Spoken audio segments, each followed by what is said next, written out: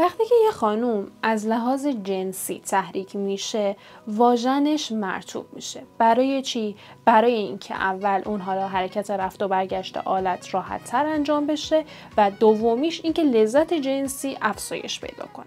بعضی وقتا به خاطر یه سری شرایط اون مرطوب شدن واژن یا نیست یا خیلی کمه. چه شرایطی؟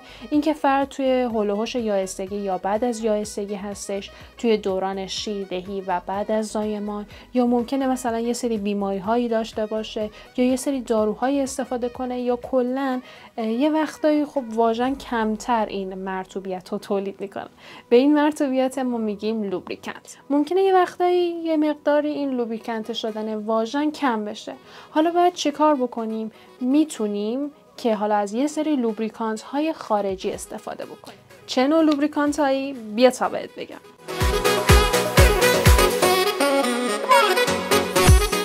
سلام، فاطمه سیری هستم، کارشناس ارشد مشاور درمانمایی. خوش اومدیم به ویدیو لوبریکانت من. به صورت کلی ما 3 نوع لوبریکانت داریم: لوبریکانت برپایه آب، لوبریکانت سیلیکونی و لوبریکانت برپایه روغن.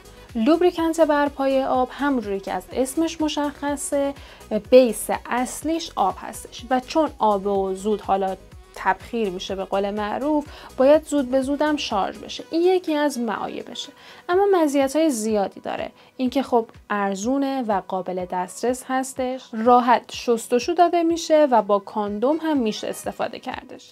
لوبریکانت سیلیکونی یه مقداری حالا موندگاریش بیشتر از لوبریکانت برپایه آب هستش، لغزندگیش هم بیشتر هستش. لوبریکانت سیلیکونی نسبت به برپایه آب طولانی تر میمونه، لغزنده هستش و خب با کاندوم هم میشه استفاده کرد.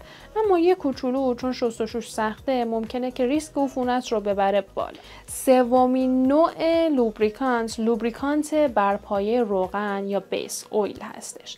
هم طبیعی داره هم مصنوعی. پیشنهاد من اینه که طبیعیش رو استفاده بکنید، چون مصنوعیش یه مقداری هم دیرتر شسته میشه، سخت‌تر از بین میره و هم اینکه ریسک عفونت رو میبره بالا.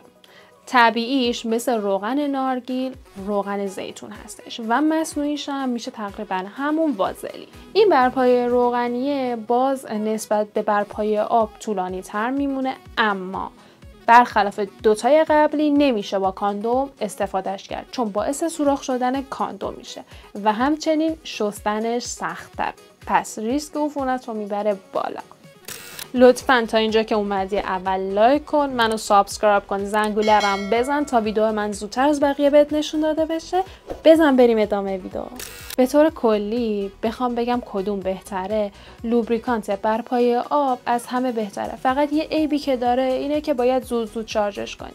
نسبت به اون دوتای دیگه ارزون‌تره، قابل دسترس تر هستش و خب ریسک عفونت رو هم بالا نمیبره زیاد. یه نکته‌ای که هست اینه که این برپایه آب اگر گلیسرین داشته باشه و شما مستعد عفونت قارچی باشین، خب ریسک عفونت قارچی رو توی شما بالا میبره.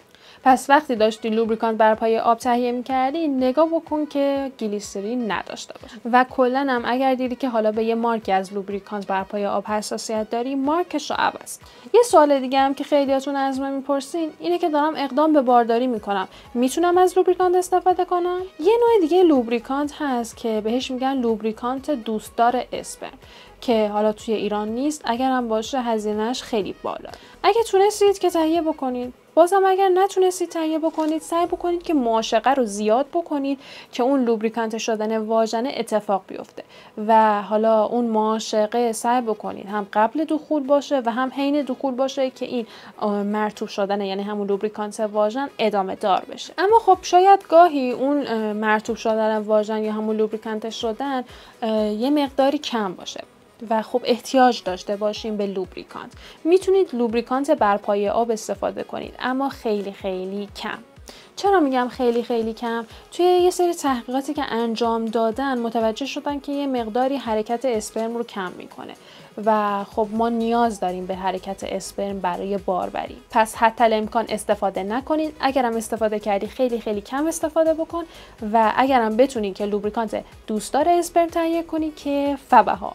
اینم ویدیو ژل لوبریکانت یا روان کننده. لطفاً اگه لوبریکانتی استفاده کردی و خوب بوده کامنت بکن تا بقیه هم استفاده کنن. من قبلا یه بررسی که کردم ژل مارک لوبریکانت آبی رنگه، یعنی اسمش هم لوبریکانته، اوکی بوده و همچنین کودکس زرد رنگه تقریبا، اونم اوکی بوده. این دوتا رو میتونید تهیه کنید. مرسی که تا انتهای این ویدیو هم همراه من بودی. لطفاً لایک یادت نره، سابسکرایب کن، زنگوله‌ام بزن تا ویدیوهای من قبل از اینکه دیگران ببینن بهتون نشون داده بشه.